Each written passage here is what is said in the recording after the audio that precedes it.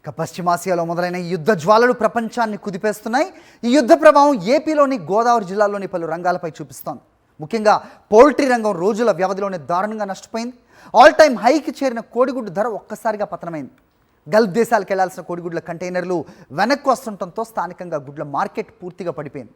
దీంతో పౌల్ట్రీ ఫామ్ల యజమానులు గగ్గోలు పెడుతున్నారు. పశ్చిమ ఆసియాలో మొదలైన యుద్ధ జ్వాలలు ప్రపంచాన్నే కుదిపేస్తూ ఉన్నాయి. ఈ యుద్ధ ప్రభావం ఏపీలోని గోదావరి జిల్లాలలోని పలు రంగాలపై చూపిస్తుంది. ముఖ్యంగా పౌల్ట్రీ రంగం రోజుల వ్యవధిలోనే దారుణంగా నష్టపోయింది. ఆల్ టైమ్ హైకి చేరిన కోడిగుడ్డు ధర ఒక్కసారిగా పతనమైంది.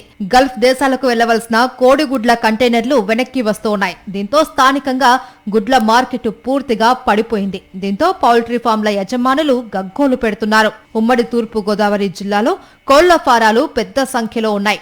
ఒకవైపున బ్రాయిలర్ కోళ్ల పెంపకం, మరోవైపున గుడ్ల ఉత్పాదన విస్తృతంగా పెరిగింది. ఉమ్మడి జిల్లాలో రోజుకు సుమారుగా 3.5 కోట్ల వరకు గుడ్ల ఉత్పత్తి జరుగుతుంది.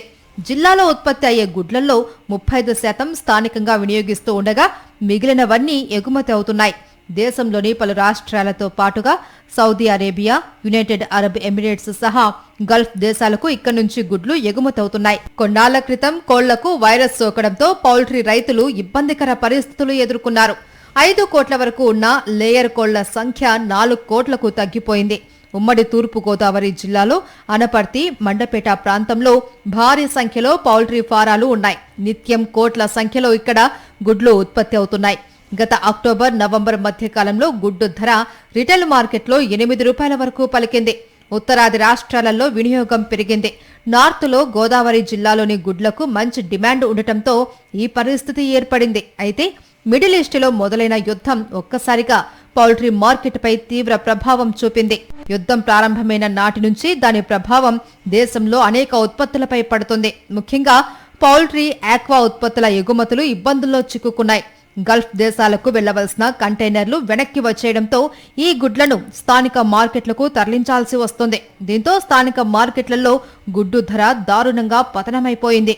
8 రూపాయల వరకు వెళ్లిన గుడ్డు ధర ఒక్కసారిగా 4 రూపాయలకు పడిపోయింది. దీని ప్రభావం చికెన్ ధరపై కూడా పడింది అని పౌల్ట్రీ నిర్వాహకులు చెబుతున్నారు. గల్ఫ్ దేశాలకు వెళ్లవలసిన 130 కంటైనర్లు వెనక్కి వచ్చాయి. ఒక్కో దానిలో 4,80,000 వరకు గుడ్లు ఉంటాయని, ప్రస్తుతం వీటిని నష్టానికి స్థానిక మార్కెట్లలో విక్రయించవలసి వస్తుంది అని ఆందోళన వ్యక్తం చేస్తున్నారు. ఇప్పుడు ఈ టైంలో కొంచెం గవర్నమెంట్ ఆదుకోవాలి. మరి గుడ్లు స్టోర్లో పెట్టించడం, మరి దీనికి ఏదో ఒక రైతులు ఇప్పించడం అలాగా జరిగితేనే ఈ పరిశ్రమ నిలబడద్ది. మార్కెట్లో కూడా గుడ్లు కూడా ఒక 3 నెలలు 4 నెలలే 8 రూపాయల దాకా రిటైల్ మార్కెట్ 8 రూపాయల దాకా వెళ్ళింది. మార్కెట్ నిలబడింది. అయితే ఎంత అయితే నిలబడిందో అంతా కూడా ఇవాళ రైతులు కుదేలైపోయి ఉండటం జరిగింది. ఆంధీ మీద ఉన్న ఏగలన్నీ రిటర్న్ వచ్చేసినాయి. ఎప్పుడైతే ఒక 1 వీక్ గుడ్లు మనం ప్యాకింగ్ చేసి వేగనకు పంపుతామో అన్నీ రిటర్న్ వచ్చేలోకి ఇక్కడ ఒక 7 డేస్ నుంచి ఎగ్స్ అలా ఉండిపోవటమే కాకుండా రైతు మీద విపరీతమైన భారం పడి ఏ రేటుగా రేటు అమ్ముకోవడానికి చూస్తాడు రైతు. ఆ పరిస్థితిలో గందరగోళం ఉన్నారు. గల్ఫ్ దేశాలకు గుడ్లను ఎగుమతి చేసే పరిస్థితి లేనందున గుడ్లు నిల్వ చేసేందుకు ప్రభుత్వం స్టోరేజీ సదుపాయం కల్పించాలి అని పౌల్ట్రీల నిర్వాహకులు కోరుతున్నారు. ఓవైపు నిర్వహణ వ్యయాలు పెరుగుతూ ఉండగా ఇప్పుడు పశ్చిమాసియా యుద్ధం తమను నిలువునా ముంచింది అని గుడ్ల ఉత్పత్తిదారులు ఆందోళన చెందుతున్నారు. ప్రభుత్వమే తమను ఆదుకోవాలి అని కోరుతున్నారు.